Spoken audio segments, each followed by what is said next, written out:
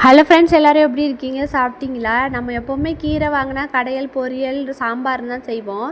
இந்த மாதிரி காரசாரமாக ஒரு நாள் செஞ்சு பாருங்கள், செம்ம சூப்பராக இருக்கும். சுட சுட சாதத்தில் இதை பிசைஞ்சு சாப்பிட்றதுக்கு அவ்வளோ டேஸ்ட்டாக இருக்கும். ட்ரை பண்ணி பாருங்கள். இதை சப்பாத்தி கூட வச்சு சாப்பிட்லாம்.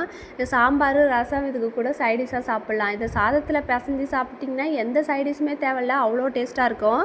ஒரு கட்டு கீரை எடுத்து மண் இல்லாமல் கழுவிட்டு பொடியாக கட் பண்ணி க்ளீன் பண்ணி வச்சுருக்கேன். இதை ஒரு பாத்திரத்தில் சேர்த்துக்கலாம். பாத்திரத்தில் கொஞ்சமாக தண்ணி விட்டு உப்பு சேர்க்காமல் மூடி போடாமல் வேக வைக்கணும்.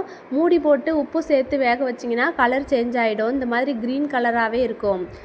ஒரு 4 உருளைக்கிழங்கு எடுத்து ஒரு பொடியாகவும் இல்லாமல் பெருசாகவும் இல்லாமல் மீடியம் சைஸில் கட் பண்ணி வச்சுக்கலாம். ஒரு வெங்காயம், ஒரு தக்காளி கட் பண்ணி வச்சுருக்கேன். இந்த கீரை நல்லா வெந்து சூப்பராக சுருண்டு வந்துருச்சு. அதுக்கப்புறம் உருளைக்கிழங்க தண்ணியில் போட்டு வச்சா கருகாமல் இருக்கும். அதனால் தண்ணியில் போட்டு வச்சுருக்கேன். ஒரு கடாயில் எண்ணெய் ஊற்றிட்டு ஜீரகம் போட்டு ஒரு பெரிய வெங்காயத்தை பொடியாக கட் பண்ணி இது கூட சேர்த்துக்கலாம். அதுக்கப்புறம் நல்லா வதங்கினதுக்கப்புறமா உருளைக்கிழங்கு இது கூட சேர்த்து நல்லா வதக்கிக்கலாம். கொஞ்சமாக இஞ்சி பூண்டு பேஸ்ட்டு சேர்த்து நல்லா வதங்கினதுக்கப்புறம் உப்பு சேர்த்துக்கலாம். எல்லாத்தையும் சேர்த்து நல்லா வதக்கணும். தண்ணி விடாமல் எண்ணெயிலே இது உருளைக்கிழங்கு வேகணும். அந்த ஸ்டேஜில் ஒரு தக்காளியை பொடியை கட் பண்ணி இது கூட சேர்த்துக்கலாம். கொஞ்சம் மஞ்சத்தூள், கொஞ்சம் மிளகாத்தூள், மல்லித்தூள், கரம் மசாலா எல்லாத்தையும் ஒரு 1/4 டீஸ்பூன் சேர்த்துக்கிறேன். ரொம்ப காரம் வேணான்றதுனால.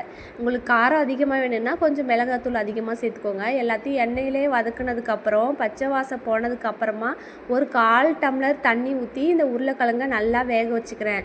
தண்ணி சுண்டுனதுக்கப்புறம் நல்லா ட்ரை ஆனதுக்கப்புறமா இது கூட இந்த நம்ம வேக வச்சுருக்க கீரையை சேர்த்துக்கலாம். சேர்த்து நல்லா பிரட்டிக்கலாம். ஒரு 2 நிமிஷம் நல்லா எண்ணெயிலே வறுத்ததுக்கப்புறமா அந்த கீரை உருளைக்கிழங்குலாம் சேர்ந்து அவ்வளோ டேஸ்ட்டாக இருக்கும். ட்ரை பண்ணி பாருங்கள். சாதத்தில் சூடாக பிசைஞ்சு சாப்பிட்டு பாருங்கள், அவ்வளோ சூப்பராக இருக்கும். இனிமேல் இப்படி தான் செய்வீங்க, அவ்வளோ நல்லாயிருக்கும். ட்ரை பண்ணி பார்த்துட்டு எப்படி இருந்ததுன்னு கமெண்ட் பண்ணுங்கள். வீடியோ பிடிச்சிருந்தா லைக் பண்ணி சப்ஸ்கிரைப் பண்ணிக்கோங்க.